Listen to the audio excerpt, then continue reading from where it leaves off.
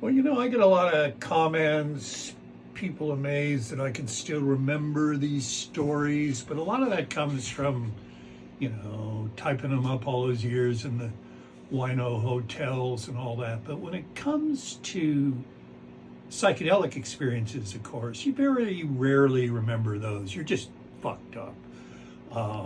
If you do remember specific incidents when you're on a psychedelic, you probably weren't high enough. But the exception to that was when, September of '67, I just returned from New York City and the Bahamas, where I'd been selling ounces from a kilo. I sold off what was left of the kilo. I had $100 in my pocket, which was a fortune back then. Matter of fact, it's as big a bankroll as I usually have now. So I was going to go find work somewhere in the Northwest. I get out on the highway. I start hitchhiking. I get a ride almost all the way to Portland from the Bay Area. And I go to see an old friend. And he tells me that my old buddy Stan McGriff, who was my roommate in the whorehouse, is back in town. And he's he's about to desert.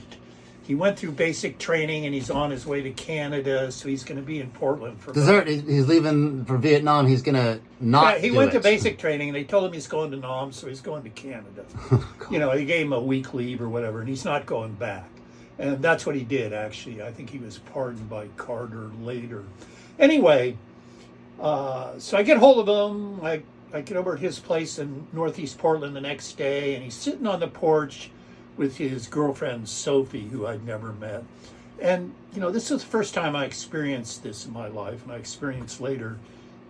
For whatever reason, she hated me on sight. I've seen that. What do you mean, like the second she met you? The way she looked at me. Maybe she didn't like tall guys. Maybe McGriff had told her something about me. It didn't matter. I just knew I was gonna kind of have to walk on eggs with her. So we go inside, and one of the great pieces of luck I always had was if you'd been waiting months for a shipment of drugs to show up, I'd show up just before it came. And in this case, I go inside. There's the two of them, and there's these two other old friends of mine. And there's a knock on the door, and a guy shows up with 2 grocery bags full of peyote buds. And it turns out he was actually a merry prankster. He was on the further bus with Kesey and all. But he